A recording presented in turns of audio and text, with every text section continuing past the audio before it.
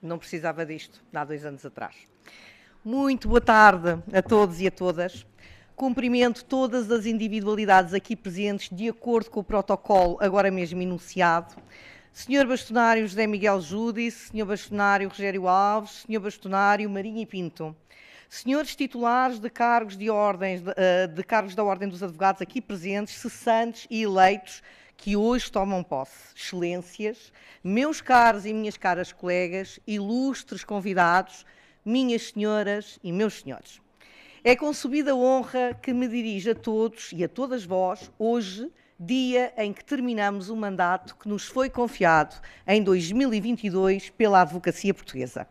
Ao longo destes últimos 28 meses, procurámos servir e defender com total dedicação, empenho o Estado de Direito, os direitos, liberdades e garantias das populações, das empresas e dos advogados e advogadas e o direito do acesso à justiça para todos e todas.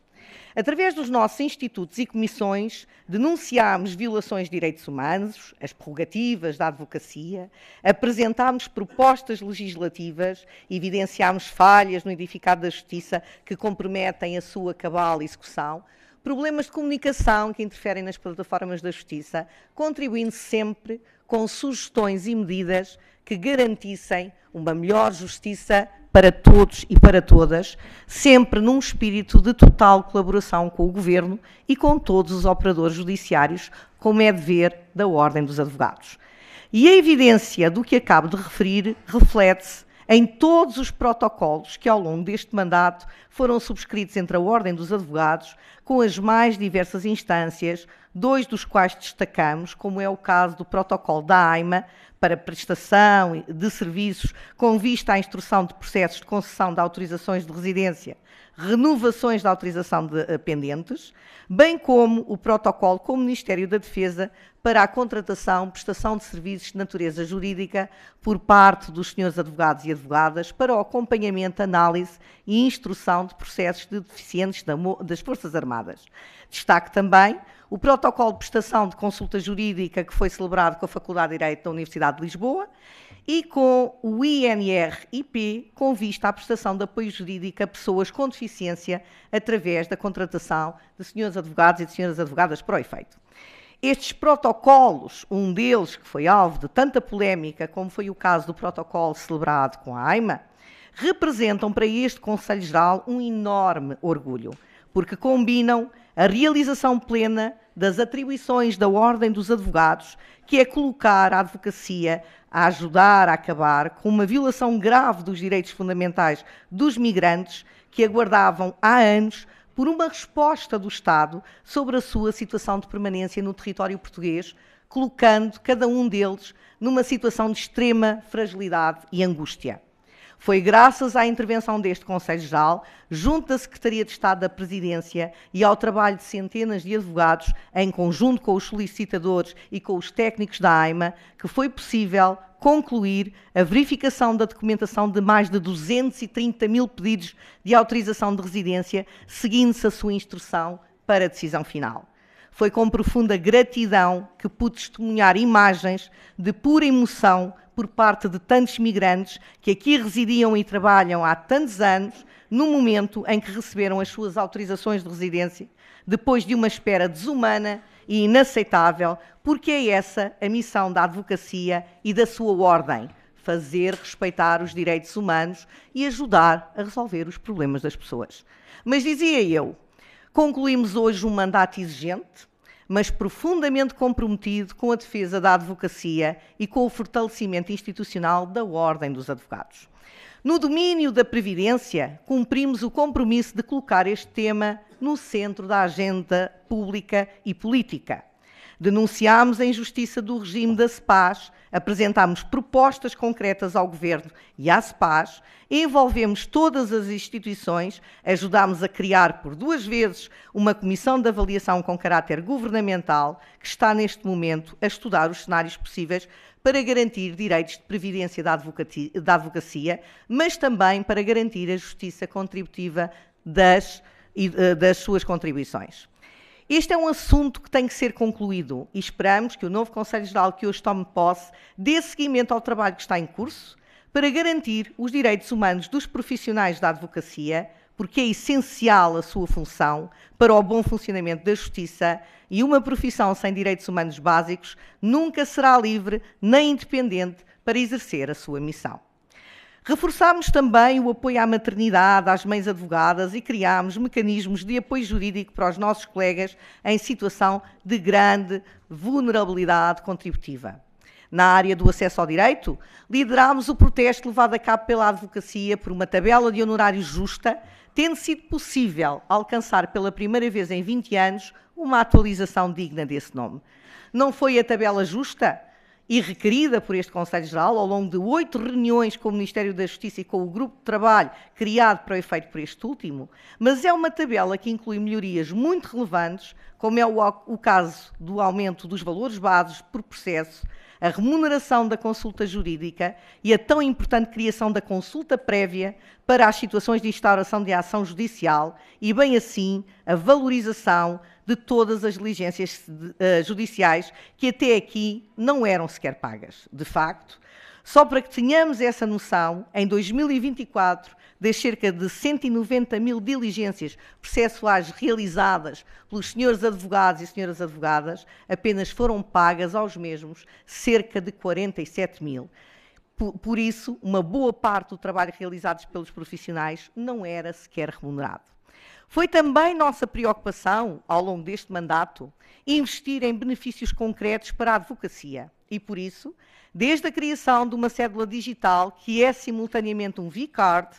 à oferta da agenda do advogado a quem a solicitou, ao programa de gestão de escritórios DataLex, que está a ser utilizado por cerca de 5 mil profissionais, à nova plataforma de registro e notariado, que vai, em breve, ser colocada em produção, e, bem assim, à futura ferramenta de inteligência artificial, também ela já pronta para entrar em fase de testes, procurámos apoiar a todos e a todas, facilitando as suas vidas e contribuindo para melhorar a qualidade dos serviços que prestam aos seus constituintes.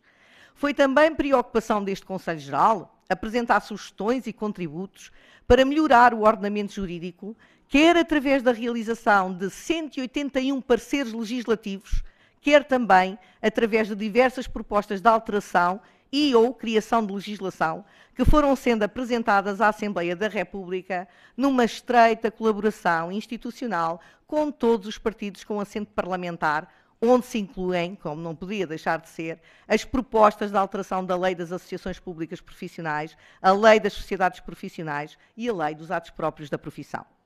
Internamente, reforçámos a articulação com os conselhos regionais, com as delegações, reunimos o primeiro Fórum Nacional da Advocacia, onde procurámos ouvir todas as associações representativas da profissão e lançámos o inquérito à advocacia portuguesa, que não era realizado há cerca de 20 anos e que representa uma ferramenta essencial para conhecer a classe, a sua heterogeneidade e as suas dificuldades, de forma a melhor orientar decisões futuras da profissão. Também alterámos os regulamentos existentes e criámos o regulamento de sigilo profissional não é sigilo, é de domicílio profissional, tendo ficado pronta para a análise futura a nossa visão sobre a proposta de alteração dos estatutos da Ordem dos Advogados e os projetos de regulamento de formação profissional contínua, o regulamento de referendo e os regulamentos de inscrição de advogados e advogados estagiários, depois de analisados os contributos da consulta pública que foi levada a cabo oportunamente. Quanto à situação financeira, e pese embora tenhamos recebido uma contabilidade financeira e orçamental completamente desorganizada do mandato anterior, reestruturámos os serviços, regularizámos os procedimentos e conduzimos a gestão da instituição sempre com rigor absoluto e respeito integral pelas regras de contratação que nos são impostas por lei. A saúde financeira do Conselho Geral encontra-se tecnicamente demonstrada na evolução sustentada dos montantes em caixa e depósitos bancários ao longo do nosso mandato. Em 2022 tínhamos 8.503.000 euros, em 2024 passámos para 11.226.000 e a posição bancária no dia de ontem era de 12.067.000 euros. Também recuperámos mais de 2,7 milhões em cotas em dívida e assim deixamos uma ordem mais sólida financeiramente, mais moderna e condições reforçadas para continuar a servir o Estado de Direito e a profissão. De igual forma, não foi descurado o ponto de vista da organização interna, tendo sido possível regulamentar procedimentos referentes aos recursos humanos, consolidar a política de proteção de dados, a implementação de canais de denúncia internos e externos, a implementação do Regulamento Geral de Prevenção da Corrupção, com a sua análise de risco, o seu código de conduta, que está agora em vigor em toda a instituição. Em suma, foram 2 anos de intenso trabalho, de inúmeros desafios, mas foram também anos de concretização e de soluções para vários dos problemas que estavam há muito identificados, mas que permaneciam sem a atenção necessária da liderança para que fossem ultrapassados. E alguns desses problemas muito antigos eram muito difíceis de enfrentar, porque a sua solução nem sempre é popular e fazem perder votos. Mas a este Conselho Geral nunca faltou a coragem e determinação para os enfrentar, como foi, por exemplo, a situação criada ao longo dos anos pelo acordo de reciprocidade existente entre Portugal e o Brasil.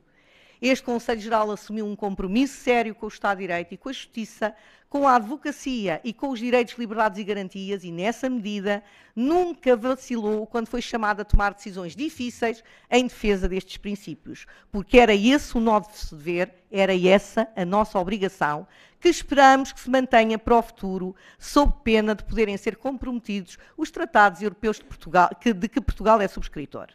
Da mesma forma que é nosso dever continuar a garantir que o acesso à justiça seja universal e justo, especialmente para as populações mais vulneráveis, as vítimas, os idosos, as crianças, mas também para a população migrante e a população reclusa, independentemente da sua origem ou condição social, e a advocacia desempenha um papel fundamental para garantir que são ouvidas as suas vozes e que os seus direitos são assegurados. As nossas últimas palavras são de agradecimento. Agradecimento, em primeiro lugar, à minha família, aos meus amigos e às minhas amigas, que, não se tendo candidatado para exercer estas funções, acabaram por ser obrigados a conviver com elas, a ter de suportar as nossas ausências, mas também a ter de ouvir e ler inenarráveis comentários e informações ofensivas que foram injustas e difamatórias e que foram sendo feitas a meu respeito e a respeito dos meus conselheiros e conselheiras. Agradecimento também aos funcionários da Ordem dos Advogados, sem os quais não seria possível nunca assegurar os nossos projetos e garantir o funcionamento da instituição. Há, naturalmente, um agradecimento muito especial para a minha querida Teresa e para a minha querida Joaninha Adrião, que saíram sempre à hora que eu saía da Ordem dos Advogados, que podia ser às 7, às 8, às 9, às 10 ou mais horas da noite, estando no gabinete no dia seguinte às 9h30, ao início do expediente, para fazer as suas funções. Destaque também, que não consigo ver, o meu querido engenheiro Luís Ferreira, a quem agradeço penhoradamente por nos ter ajudado a concretizar tantos dos nossos projetos que estão hoje e no futuro a servir à advocacia e à cidadania deste país. Um agradecimento sentido a todos os membros dos órgãos cuja colaboração contribuiu também para a concretização de tantos e inúmeros desafios, em especial enfoque para o Conselho de Supervisão que foi designado pelo Conselho Geral. Com exceção de um dos convites que fizemos, todos e todas aceitaram de imediato colaborar com a Ordem dos Advogados e foram determinantes para conseguirmos concretizar em prazo a tarefa de hercúlea de atualização da regulamentação que nos estava imposta pelo novo Estatuto. Foram vítimas por via dos ataques que foram sendo feitos por muitos a este Conselho Geral quanto à sua designação, porém, cumpriram com rigor e com total independência a missão que lhes foi assignada e, por isso, também o meu profundo agradecimento. Gratidão eterna a todos e a todas as individualidades aqui presentes, amigos, hoje, instituições, operadores judiciários com quem me fui cruzando ao longo do meu mandato, que deixaram em mim marcas indeléveis de muito respeito, amizade, colaboração e espírito de missão ao serviço da justiça. Ao meu Conselho Geral, companheiros e companheiras desta gloriosa caminhada. Cada um e cada uma tem uma dívida de gratidão por terem acreditado em mim, em nós, por terem ajudado a realizar este magnífico trabalho que tanto nos honrou fazer em nome e ao serviço de toda a advocacia. Bem-ajam todos e todas pelo vosso apoio, alegria e luz. Termino com as palavras que preferi no dia das comemorações da Ordem por ocasião dos 50 anos do 25 de Abril, onde prestámos homenagem aos advogados e advogadas que defenderam presos políticos nos tribunais plenários e que pagaram tantas vezes até com a própria liberdade para cumprir com esse seu dever estatutário. A advocacia deve continuar a ser o garante da liberdade e o farol da esperança. Devemos permanecer vigilantes e comprometidos na defesa dos princípios da democracia e do Estado de Direito, especialmente nestes tempos de incerteza. O compromisso da Ordem dos Advogados e da advocacia é para com a justiça e para com a defesa intransigente dos direitos de todos os cidadãos e cidadãs. A Revolução dos Cravos ensinou-nos que a liberdade é um bem precioso, mas frágil, que deve ser constantemente protegido e nutrido. Nunca nos esqueçamos disso, porque sem ela e sem justiça não há Estado e não há direito. Eu e o meu Conselho Geral vamos agora regressar ao nosso papel de advogados e advogadas, continuando o nosso labor, já não ao serviço da classe, mas ao serviço dos direitos, liberdades e garantias de todos e de todas. Muito obrigada a todos e a todas pela vossa presença aqui hoje, neste ato solene, pelo vosso empenho e pela vossa resiliência. Boa tarde.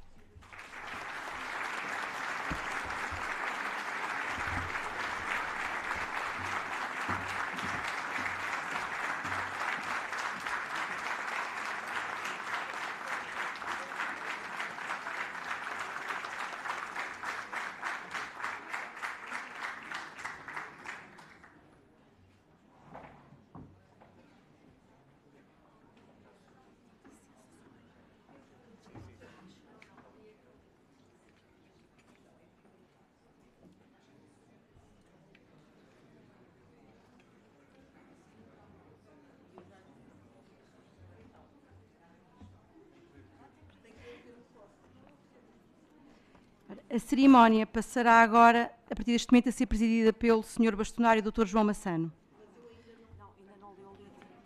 Não me deram o termo de posse. Não me deram o termo de posse.